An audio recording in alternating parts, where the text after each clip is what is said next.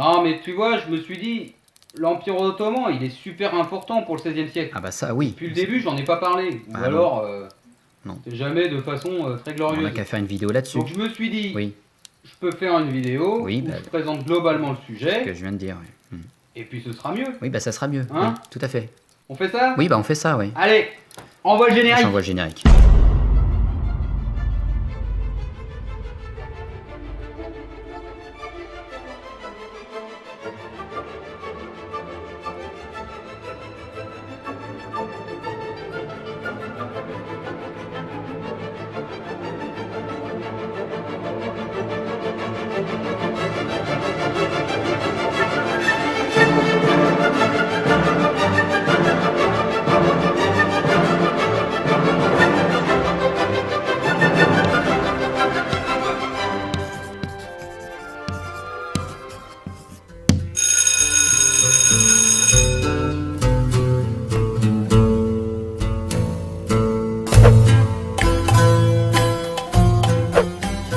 L'Empire ottoman n'apparaît pas soudainement au XVIe siècle.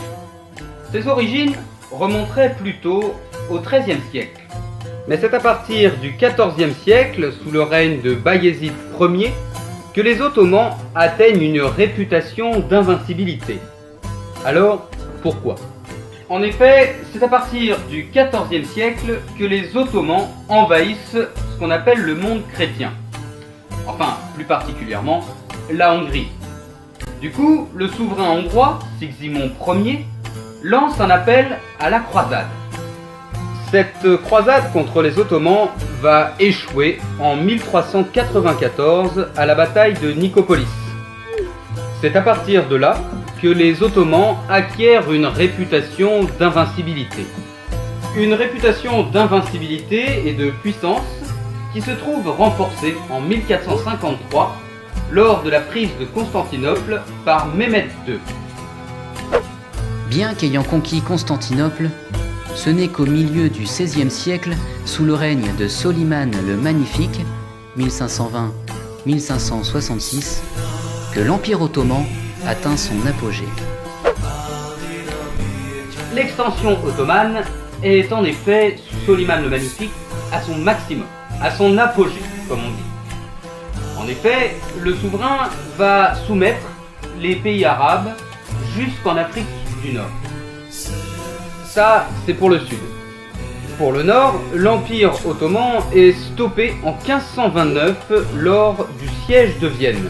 C'est une victoire européenne et une défaite ottomane. Il paraîtrait d'ailleurs que c'est pour commémorer cette victoire sur les Turcs, ou les Ottomans si vous préférez, dont le symbole est justement un croissant de lune, que des boulangers viennois ont décidé d'inventer une pâtisserie, le croissant. Enfin ça, c'est ce qu'on raconte. En revanche, une chose est certaine, c'est que l'armée ottomane domine sur terre comme sur mer. Quoique pour cette dernière, les Vénitiens sont plutôt pas mal non plus.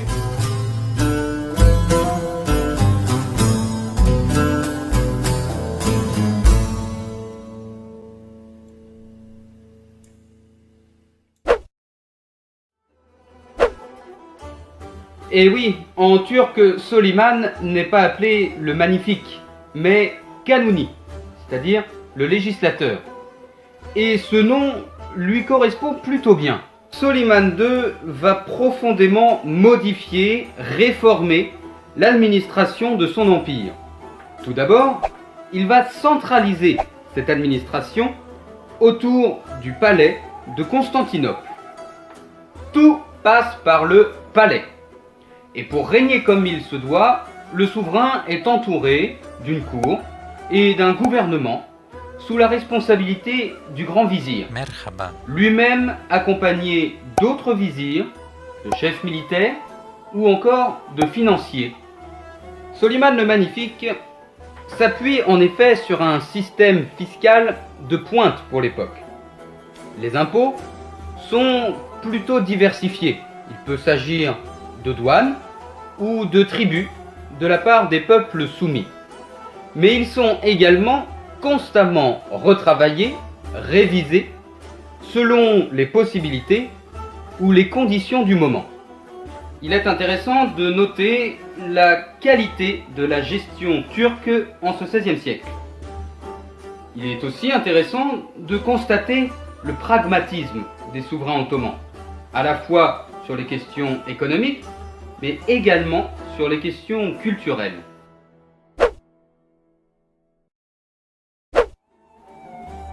Allez savoir pourquoi, depuis le début, les pays d'Europe considèrent l'Empire ottoman comme une menace pour la chrétienté. Une pensée qui, pourtant, ne s'appuie sur aucun fait. Car nous savons aujourd'hui que l'Empire ottoman était même plutôt un conservateur des particularismes locaux. Alors, qu'est-ce que ça veut dire ? En d'autres termes, cela signifie que les Ottomans n'interviennent pas, ou peu, dans les pratiques traditionnelles et culturelles des peuples conquis. En clair, à partir du moment où ces peuples payent l'impôt et donnent des hommes pour l'armée, les Ottomans ne se posent pas trop de questions. Est-ce que c'était vraiment de la tolérance ou juste de l'indifférence ? Quoi ? Les questions culturelles ? Ah non, ça c'est bien le dernier de mes problèmes, tu vois.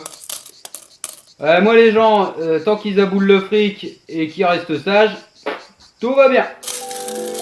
Ouais, on va dire tolérance. C'est plus crédible. Un historien, Pascal Burezi, directeur de recherche au CNRS, dit même que l'Église orthodoxe a pu se restructurer grâce à la politique de tolérance des Ottomans. Il faut noter également les ambitions des sultans ottomans pour leur capitale, Constantinople. En effet, ils souhaitaient que la ville soit un centre politique, économique, mais aussi culturel. De ce fait, encouragés par le pouvoir, chrétiens et musulmans se côtoyaient pacifiquement, faisant vivre intellectuellement et économiquement le nouveau pôle de l'islam. J'ai pas envie de manquer d'objectivité, mais on doit bien reconnaître que c'est plutôt pas mal comme politique. Parce que de l'autre côté, en Europe, catholiques et protestants n'arrêtent pas de s'égorger sur des questions religieuses. Mais ça, c'est une autre histoire.